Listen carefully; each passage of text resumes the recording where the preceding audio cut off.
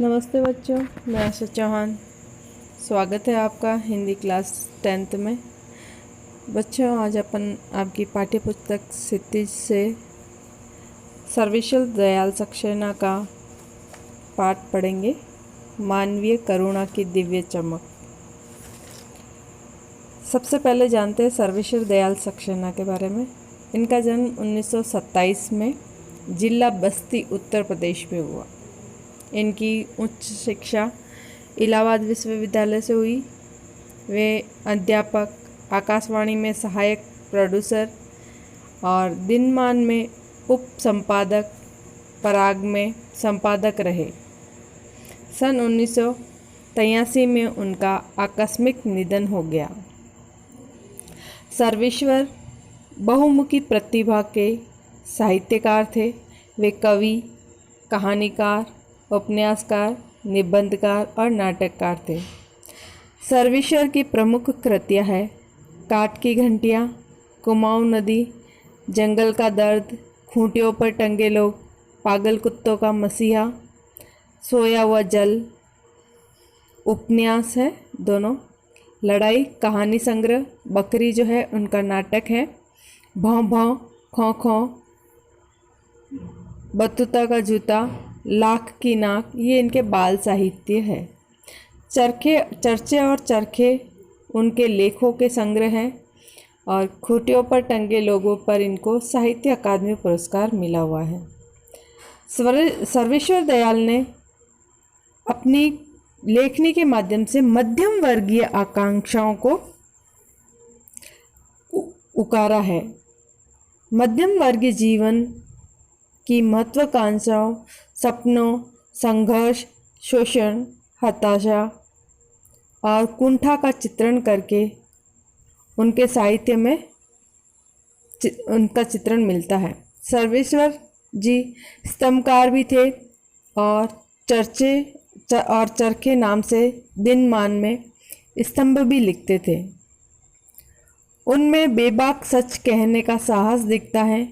उनकी अभिव्यक्ति में सहजता और स्वाभाविकता है। देखते हैं चैप्टर जो है लेख का सारांश क्या है। बच्चों, ये एक संस्मरण है। जो किसी की याद में लिखा जाता है उसको संस्मरण कहा जाता है। संस्मरण स्मृतियों से बनता है और स्मृतियों की विश्वसनीयता उसे महत्वपूर्ण बनाती है। फादर कामिल बुल्के पर लिखा सर्वेश्वर का ये संस्मरण इस कसौटी पर खरा उतरता है। अपने को भारतीय कहने वाले फादर बुल्के जन्मे तो बेल्जियम में थे। बेल्जियम के रैम्स चैपल शहर में जो गिरजाघरों, पादरियों, धर्मगुरुओं और संतों की भूमि कही जाती है, परंतु उन्होंने कर्म भूमि बनाया भारत को। फादर बुल्के एक सन्यासी थे, परंतु पारंपरिक अर्थ में नहीं। सर्वेश्वर का फादर बुल्के से अंतरंग संबंध था, यानी नज़दीकी संबंध था, जिसकी झलक हमें इस संस्मरण में मिलती है। लेखक का मानना है कि जब तक रामकथा है, इस विदेशी भारतीय साधु को याद किया जाएगा तथा उन्हें हिंदी भाषा और बोलियों के अगाध प्रेम का उदाहरण माना जाएगा। फादर को जहराबाद से नहीं मरना चाहिए था। जिसकी रगों में दूसरों के लिए मिठास भरे अमृत के अतिरिक्त और कुछ नहीं था, उसके लिए इस जहर का विधान क्यों हो? ये सवाल किस ईश्वर से पूछे? प्रभु की आस्था का जिसका अस्तित्व था, वह दे कि इस यातना की परीक्षा उम्र के आखिरी देहरी पर क्यों दे? एक लंबी पादरी के सफ़ेद चौगे से ढकी आकृति सामने है। गोरा रंग, सफ़ेद झाई मारती भूरी दाढ़ी, नीली आँखें, बाएं खोले गले लगाने को आतुर। इतनी ममता, इतना अपनत्व इस साधु में अपने हर एक प्रियजन के लिए उमड़ता रहता था। मैं 35 साल से इसका साक्षी था। तब भी जब इलाहाबाद में थे और तब भी जब दिल्ली आते थे। आज उन बाहों का दबाव मैं अपनी छाती पर महसूस करता हूँ। तो लेखक कह रहे हैं कि फादर की जो मृत्यु है वो जहराबाद यानी कि एक जहरीला फोड़ा होता है उससे हुई थी।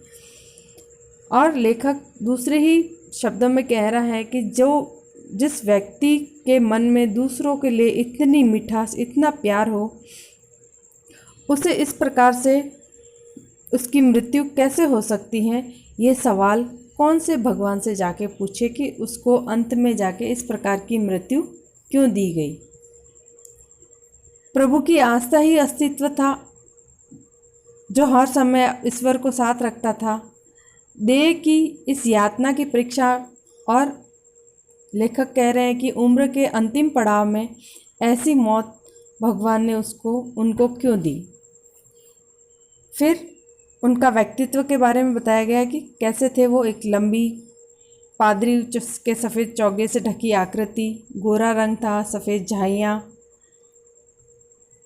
झाई मारती दाढ़ी, नीली नीली आंखें और सबको गला लगाने को आतुर रहते थे। इतनी ममता इस प्रियजन अपने हर प्रियजन के लिए उमड़ती थी। और लेखक की इनकी जान पहचान जो है वो 35 साल से थी। पहले जब वो इलाहाबाद में थे और बाद में दिल्ली में भी। आज भी लेखक कहते हैं मैं अपनी छाती पर उनकी बाहों का दबाव जो है वो महसूस करता हूँ। फादर को याद करना एक उदास शांत संगीत को सुनने जैसा है।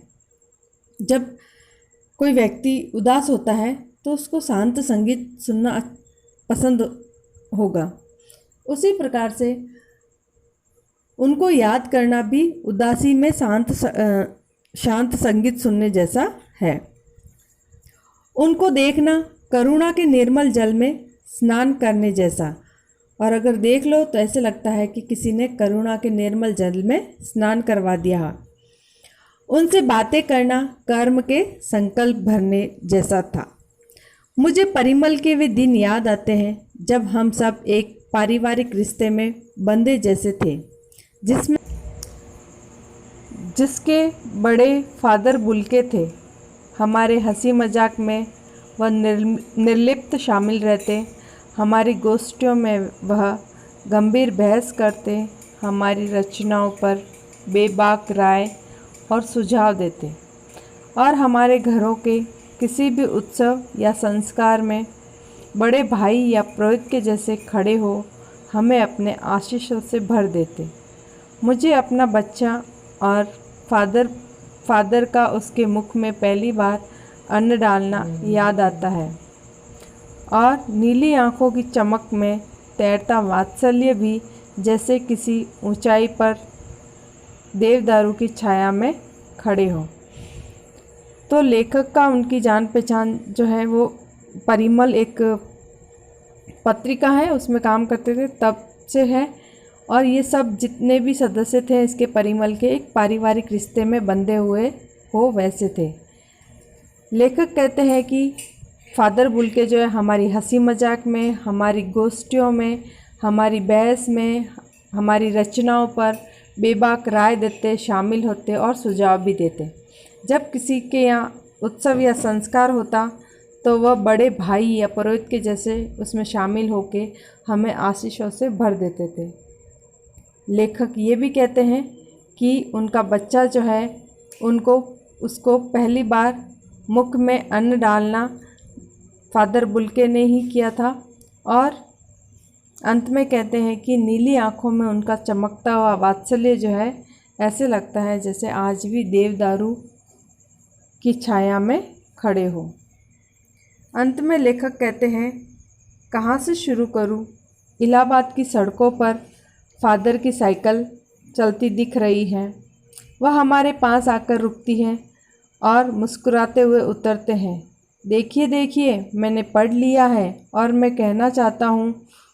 उनको क्रोध में कभी नहीं देखा, आवेश में देखा है, और ममता और तथा प्यार में लबालब छलकता महसूस किया है।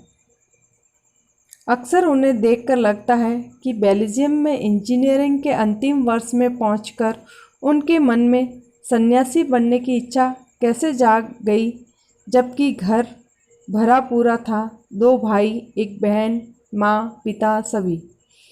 लेखक कहते हैं कि जब इलाहाबाद की सड़कों पर फादर साइकिल से आते और किसी परिचित को देख के रुक जाते और फिर कहते कि मैंने उसको पढ़ लिया, यानी कोई कुछ लेखक कुछ लिखते तो उनसे कहते कि मैंने आपका लिखा हुआ जो है वो पढ़ लिया है।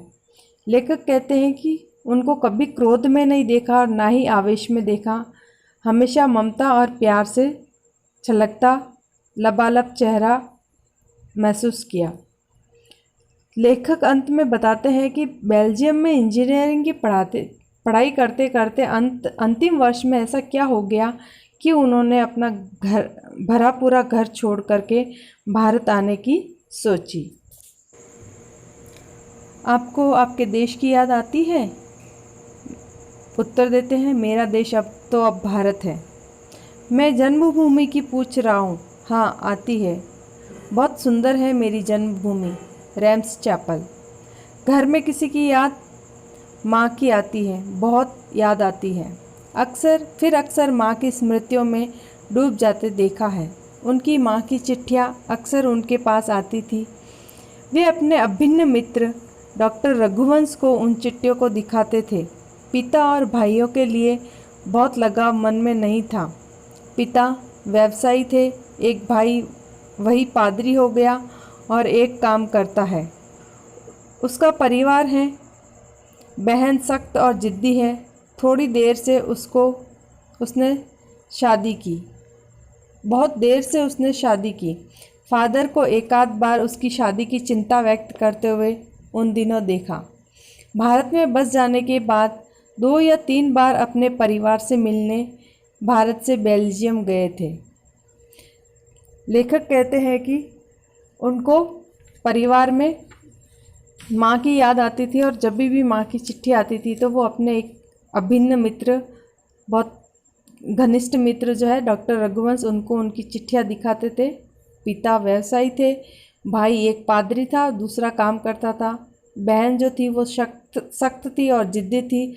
उसने बहुत समय बाद में शादी की और फादर को भी एक आध बार उसकी शादी की चिंता को व्यक्त करते हुए देखा। और भारत में बस जाने के बाद में 2 या 3 बार बेल्जियम गए थे अपने परिवार वालों से मिलने के लिए। ठीक है बच्चों, आज के लिए इतना ही। मिलते हैं आगे। ओके।